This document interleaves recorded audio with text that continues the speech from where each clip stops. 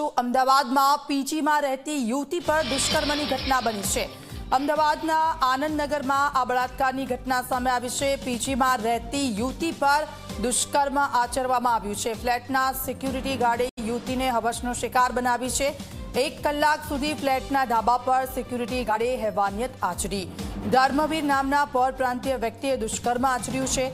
ભોગ બનનાર યુવતી કચ્છની રહેવાસી હોવાનું સામે આવ્યું છે। પોલીસે સમગ્ર મામલે ગુનો નોંધીને તપાસ શરૂ કરી છે।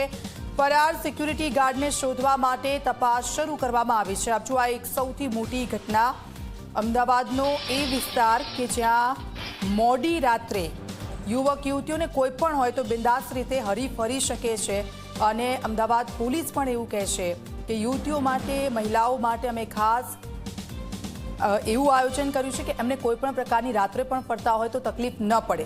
પરંતુ આ જે પ્રકારની ઘટના સામે આવી છે આનંદનગર વિસ્તારની આ ઘટના છે। યુવતી પીજીમાં રહેતી હતી અને ત્યાંનો જ સિક્યુરિટી ગાર્ડ કે જે એના પર નજર રાખતો હશે એને ખબર હશે કે આ યુવતી ક્યારે આવે છે ક્યારે જાય છે અને એ થોડા દિવસ સુધી એણે વોચ રાખી હશે અને ત્યાર પછી યુવતી જ્યારે એકલી હતી અને તે જ દરમિયાન તેણે એનો લાભ લઈ લીધો। આપ જુઓ જે પ્રકારની ઘટના સામે આવી છે। ધાબા પર જઈને દુષ્કર્મ આચર્યું છે। ફ્લેટના સિક્યુરિટી ગાર્ડે યુવતીને હવસનો શિકાર બનાવી છે।